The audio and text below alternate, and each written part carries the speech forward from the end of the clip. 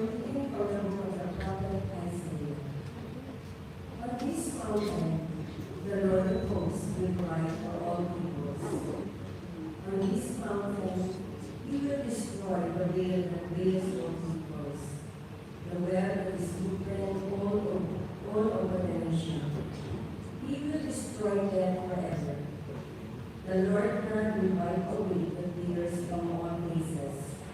The reproach of his people, he will remove from the whole earth. For the Lord has spoken. On that day it will be said, Behold our God, to whom we look to save us. This is the Lord for whom we look. Let us rejoice and be glad that he has saved us.